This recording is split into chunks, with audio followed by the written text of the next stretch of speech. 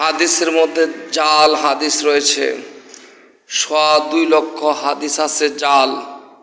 এই জাল হাদিসের খপ্পরে পড়ে আজকে আলেম সমাজ, মুসলিম সমাজ এবং বিভিন্ন পীর মাশায়েখগণ আপনার 72 ফেরকা দুজকি হবে, 72টা দল দুজকি হবে জাল হাদিসের কারণে।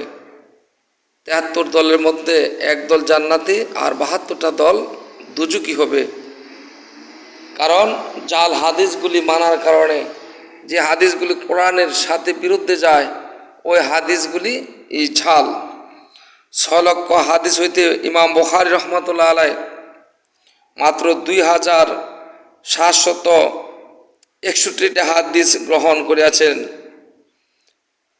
ইমাম মুসলিম 1 লক্ষ হাদিস হইতে মাত্র 4000 হাদিস গ্রহণ করিয়াছিলেন। আবু দাউদ 5 লক্ষ হাদিস হইতে মাত্র 4800 হাদিস গ্রহণ করেছিলেন।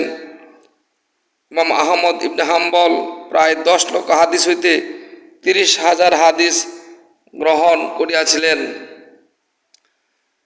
তাই এই হাদিসগুলি, যে হাদিসগুলিতে সন্দেহ হয়েছিল, জাল মনে হয়েছিল, বানোয়াট মনে হয়েছিল, ইমামগণ ওই হাদিসগুলি গ্রহণ করেন নাই। কাজী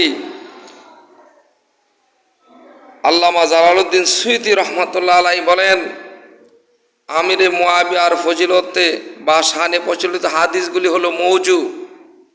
কে বলেছেন?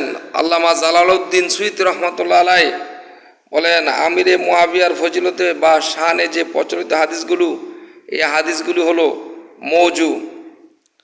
সাওয়াইক মুহারিকা নামক কিতাবে বর্ণিত আছে যে হযরত আলী রাদিয়াল্লাহু আনহুর নামের স্থলে আমিরে মুআবিয়ার নাম জুড়িয়ে উপস্থিত লোকদের সামনে হাদিস বর্ণনা করা হইত। ইমাম ইসহাক বিন ইব্রাহিম হানজালি রাদিয়াল্লাহু তাআলা আনহু বলেন, আমিরে মুআবিয়ার ফজিলতে বা শানে বর্ণিত কোনো সহিহ হাদিস নহে। কারবালা ও আমিরে মুআবিয়া। হযরত আব্দুল হক মুহাদ্দিস দেহলভী রহমতুল্লাহ আলাইহি বলেন, বনু উমাইয়ার কর্মচারীবৃন্দ মুসাহেবগণ যারা হাদিস রচনা করিতেন তাদের মধ্যে অন্যতম মুহালিব বিন আবি সাফরা ধনাঢ্য উমাইয়া বংশের বিখ্যাত সেনাপতি ছিলেন।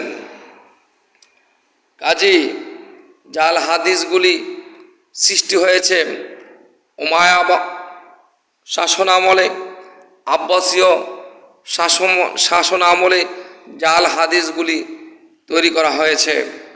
এ ব্যাপারে অনেক ঘটনা রয়েছে। যে সমস্ত আলেমরা অস্বীকার করতে চেয়েছিলেন তাদেরকে হত্যা করা হয়েছিল, আর যারা স্বীকার এসেছে তাদেরকে বাঁচিয়ে রেখেছিলেন।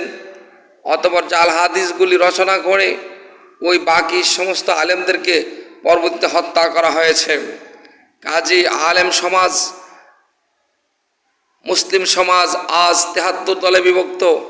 একমাত্র জাল হাদিসগুলি মানার কারণে 72 ফেরকা দুজকি হবে, যে হাদিসগুলি কোরআনের বিরুদ্ধে যায়।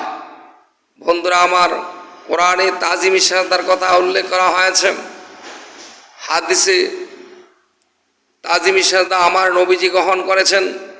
আজকে এরকম বহুত হাদিস আছে যারা জাল হাদিসের খপ্পরে পড়ে কোরআনের বিরুদ্ধে মানুষকে ধাবিত করছে। যেমন কোরআনে বলছে, উসজুদু লিআদম ফাসাজাদু ইল্লা ইবলিস আবা ইস্তাকবারা কানা মিনাল কাফিরিন, হে ফেরেশতারা আদমকে সিজদা করো।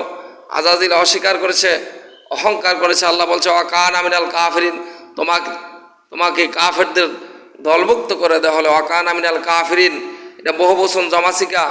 তাহলে বাকি কাফিরগুলি কে, কাদেরকে বলল? আল্লাহ পাক রাব্বুল আলামিন শুধু শয়তানকে কাফের বলে ক্ষান্ত হন নাই, বলেছেন অকান মিনাল কাফিরিন, কাফেরদের দলভুক্ত করা হয়তো। যদি অকান মিনাল কাফের কইতো শুধু শয়তান কাফের, এখানে শয়তানকে কাফের বলে আরো কাফের সম্বোধন করেছেন।